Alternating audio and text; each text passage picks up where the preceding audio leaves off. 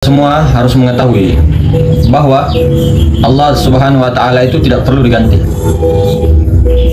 Ketika kita itu diutus untuk ke bumi, untuk ke dunia, untuk menyatakan asma-asma Allah, sifat-sifat Allah, perbuatan Allah, wujud Allah, dan untuk melakukan hal-hal yang baik maupun buruk atau apapun juga, Allah itu tidak butuh apapun juga, tidak butuh untuk diganti pada hakikatnya. Meskipun di dalam Al-Quran dikatakan itu bahasanya manusia adalah pengganti ataupun khalifatullah secara syariat, namun manusia yang dikatakan di sini adalah insan, bukan kita yang maujud itu. Insan itu adalah mazharnya. Maka kita merujuk kepada ayat-ayat ini bukan sembarangan, saudara-saudara, dan dimana Al-Quran telah menjelaskan dengan jelas, ya, inilah tidak ada keraguan daripadanya. Nah, sudah jelas dan sudah pasti ditarik kepada diri kita sendiri. Ini ada dalam arti Quran, ya. Katakanlah wahai Muhammad, suruhlah mereka yang kamu anggap sebagai Tuhan selain Allah. Mereka itu tidak memiliki kekuasaan seberat zarrah pun selangit maupun di bumi, dan mereka sama sekali tidak mempunyai peran serta dalam penciptaan langit dan bumi, dan tidak ada di antara mereka yang menjadi pembantu baginya. Al-Haq. Jadi kita perlu pahami, saudara-saudara, ya, tauhid ini sangat penting untuk menjalani tugas-tugas kekhalifahan insan di dunia, karena ini adalah penting. Kemudian Allah Ta'ala sudah mengikat kita dengan sebuah janji, alastu birabbikum, bukankah aku ini Tuhanmu? Semua daripada ruh menjawab, betul, engkau Tuhan kami, kami bersaksi. Nah, kenapa ada perjanjian seperti ini, saudara? Karena apa? Bisa jadi suatu saat nanti manusia itu, si kita ini, menganggap diri kita sebagai Tuhan ketika dikirim ke dunia. Yang dimaksud mengaku sebagai Tuhan ini adalah tidak mengakui haknya Allah, tidak menyatakan haknya Allah, tidak mengenal, tidak memfanakan diri, sehingga dia itu merasa melihat, merasa mendengar, merasa berbicara, merasa berkehendak, berkuasa, hidup, dan segalanya. Dia merasa punya ini dan itu.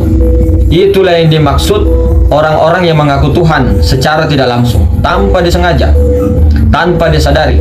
Dialah yang merampas hak Allah, merampas hak Tuhan, merampok lebih parah daripada Fir'aun.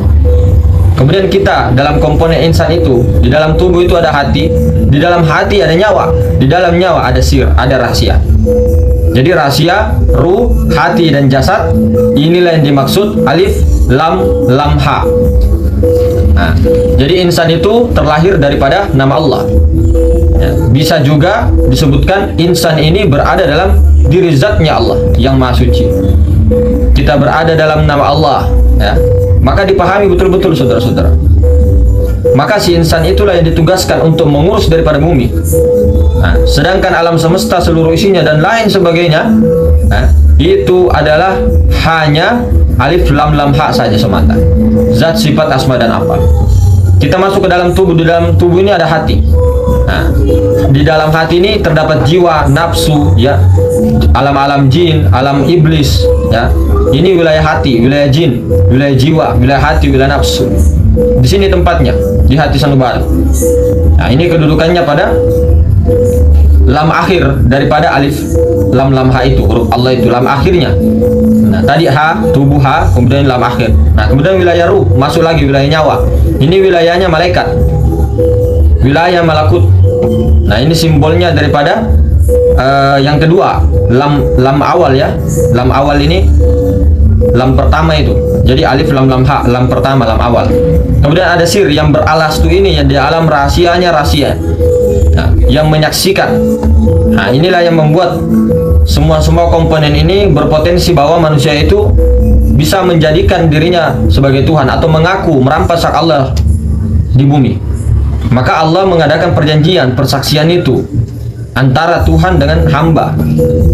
Nah, karena insan inilah yang memiliki kedudukan alif lam ha, zat, sifat, asma, af'al itu, tajallinya, mazharnya. Dijuluki juga dengan khalifah, pengganti.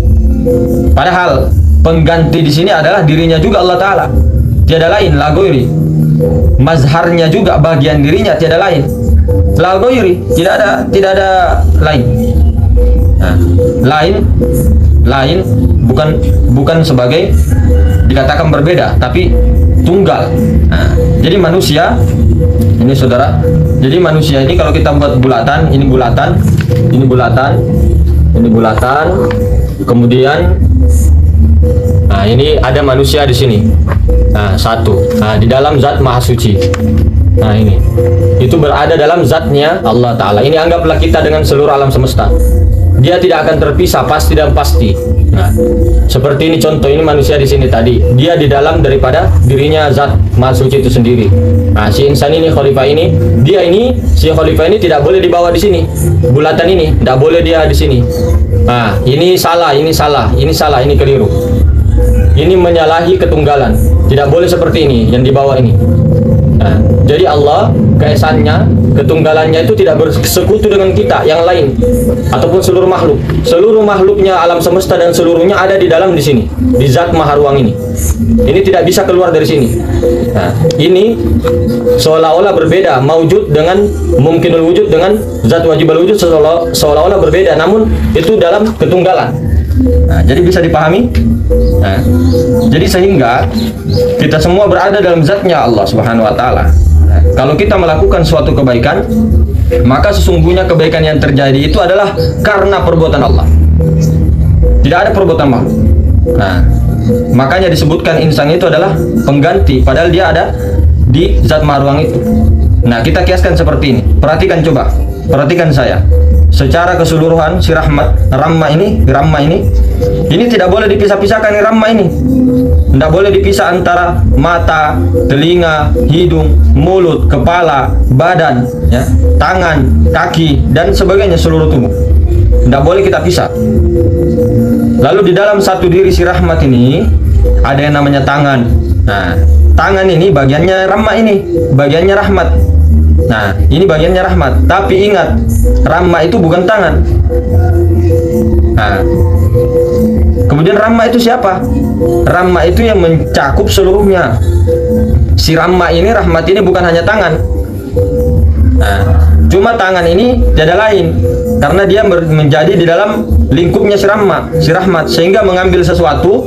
Tangan ini mewakili diri saya untuk mengambil pulpen ini. Nah, ketika tangan ini mengambil sesuatu, orang akan menganggap, melihatnya, oh, Rahmat mengambil sesuatu, padahal tangan. Nah, kira-kira bisa dipahami nih. Ini dicerna dulu baik-baik, direnungi betul-betul, tafakuri, perhatikan betul-betul, ditugaskan sebagai khalifah keberadaan insan itu. Nah, cuma kalau ini dikatakan sebagai Allah itu salah, tapi la ghairi, tidak lain. Tidak boleh si pengganti itu disebut sebagai Allah, tapi tiada lain bagian dirinya. Ini tangan tadi, sebagaimana kita katakan tadi, jangan katakan tangan ini adalah si Rahmat, jangan, karena si Rahmat mencakup totalitas keseluruhnya. Akan tetapi siapa yang memegang tangan saya, itu sudah cukup mewakili memegang si Rahmat. Ada yang memegang tangan saya, itu sudah cukup memegang saya. Makanya secara hakikatnya tangan ini bukan sebagai pengganti bagiku, bukan sebagai pembantu bagi si Rahmat atau perantara bagi si Rahmat. Tapi kekuatan si tangan ini adalah dari diriku, kekuasaan dari diriku. Kalau saya potong, saya punya tangan terpisah dari diriku, tangan ini tidak bisa apa-apa. Ini permisalan, saya potong ini, permisalan ya, tidak bisa apa-apa. Karena diriku ini adalah mencakup seluruhnya, zahir maupun batin. Nah, ini kalau belum dipahami, videonya diulang-ulang, karena ini menyangkut tauhid. Keliru kita bertauhid, keliru kita di sini, nanti banyak sekali yang akan bertentangan dengan urusan-urusan Tuhan. Kemudian kita sama-sama tahu tentang ketunggalan, tentang tauhid ini. Itu merujuk kepada surah Al-Ikhlas.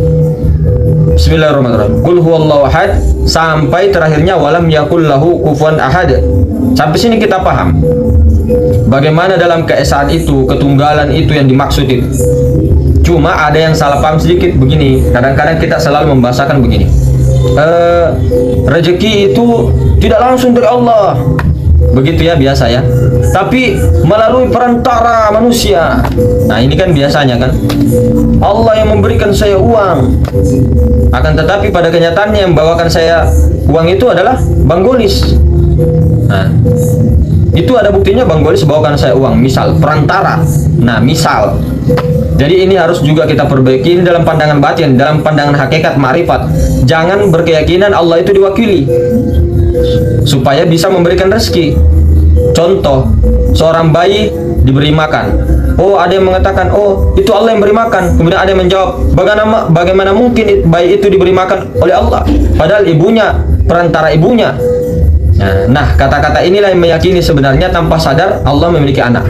Tanpa sadar Allah itu tidak punya anak, Allah tidak butuh perantara, Allah tidak butuh pengganti sebenarnya, karena dirinya adalah totalitas, seluruhnya maha tunggal.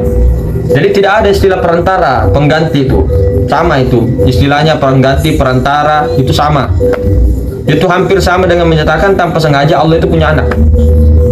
Nah, kalau kita mengatakan Allah punya anak atau hampir sama dengan itu harus dipahami dulu apa yang dimaksud ketunggalan. Ketunggalan, maha segala sesuatu.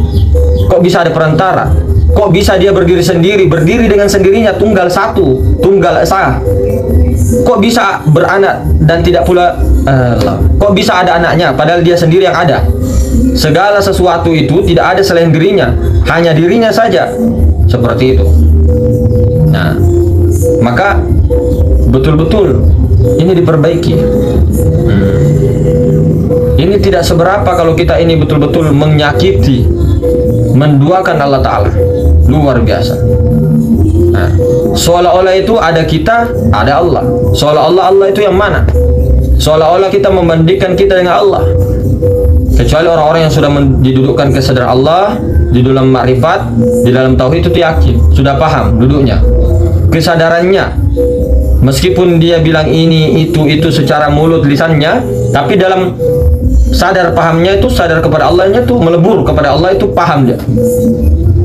Jadi itu tadi, apa yang diberikan Allah itu tidak ada yang sebanding dengan apapun, meskipun sebesar zarrah sedikit pun. Tidak ada bekas-bekas makhluk. Kenapa bisa begitu? Semua afal Allah, perbuatan Allah. Karena kita tidak sadar bahkan ya. Oh, saya sedikit ini, cuma saya itu berikan cuma sedikit, nanti Allah lagi yang tolong. Nah, kita kadang memberikan orang seperti itu. Contoh juga seperti seorang dokter mau menyembuhkan pasiennya, ya sudah disembuhkan. Oh ini Bu, saya hanya melakukan apa yang bisa dilakukan, maunya semuanya itu disembuhkan oleh Allah. Nah, itu sama, tidak ada satupun yang setara dengannya. Seperti juga, jangan yakini obat. Obat itu tidak bisa menyembuhkan, yang menyembuhkan hanya Allah. Kemudian tidak minum obat. Nah, kalau kita tarik tauhid, bahasa kasarnya itu, obat itu siapa? Obat itu apa? Bagian dirinya juga daripada totalitas segala sesuatu itu. Bagian dirinya, mau nampak maupun wujud. Bukan yang diyakini itu bukan ininya, wujudnya, tapi yang obatnya itu yang mau dihilangkan si obat, bukan wujudnya obat. Maka segala sesuatu tidak ada sekutu baginya. Ketika kita mengatakan ada obat, ada ini, ya, itu berarti musyrik kita, tidak tunggal Allah. Akulah sang maha kesepian, akulah sang maha tunggal, itu kata Allah. Jadi Allah kalau sudah esa, tunggal, jangan kau jadikan sebagai Tuhan yang kedua. Jadikan aku yang kedua. Nah, aku itu maha tunggal gitu loh. Ayat kedua, Allah Samad. Allah itu tempat bergantung segala sesuatu. Jadi jangan pernah kita mengharapkan juga sesuatu dari orang yang kita tolong. Jangan mengharap. Misal kita menyekolahkan anak-anak kita, ya, saya sekolahkan dia. Oh nanti supaya nanti kalau saya tua nanti dia urus saya. Nah, tapi Allah bolak-balik dia. Allah obrak-abrik hatinya. Ketika dia sudah besar, kita sudah tua, ternyata anak itu tidak mau sama sekali mengurus, datang kepada kita pada saat kita tua itu. Nah, pada saat itu dalam keadaan kita tua ngomong begini, aduh capeknya saya kasih sekolah anakku, capeknya saya urusi anakku, saya semua yang biayai semua sekolahnya dan sebagainya. Setelah saya tua, ya Allah, tidak ada sama sekali yang memperhatikan saya sudah mengurus semuanya, saya sudah memberikan semuanya. Nah, ini kata-kata musyrik sebenarnya. Allah itu ahad, Tidak ada campur tangan makhluk. Memang dalam pandangan syariat itu nyatanya kita yang memberikan. Tapi itu adalah hakikatnya Allah Ta'ala. Jadi dalam pandangan ma'rifat, dalam pandangan batin, jangan ada bekas-bekas makhluk selain daripada Allah Ta'ala. Nah, jadi bukan hanya sekedar mengetahui ilmu ma'rifat, ilmu tauhid. Nah, kalau tidak duduk di situ, seperti itu. Maka salah satu daripada 4 ayat Al-Ikhlas itu tidak tercapai, maka itu belum bisa disebut ikhlas. Ikhlas yang sebenarnya. Jadi betul-betul harus bertauhid total. Ya, ini yang harus dipegang baik-baik, saudara-saudara.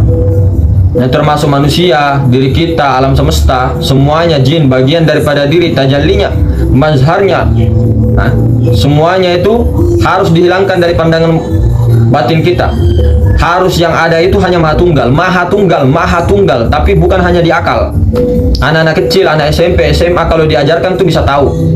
Akan tetapi ketika dihadapkan dengan suasana dan keadaan yang menuntut dia, ya, biasanya kita tanpa sadar itu terfokus kepada makhluk, terfokus kepada suasana dan keadaan itu. Kita terkesan kita masih mengaku ada wujud selain daripada Allah, ada perbuatan selain daripada Allah, ada sifat selain daripada Allah, ada nama selain daripada Allah. Semoga dalam lindungan Allah Subhanahu wa taala, dipahamkan Allah Subhanahu wa taala. Mudah-mudahan, amin, kita sama-sama semuanya belajar, tidak ada guru, tidak ada murid, santai saja.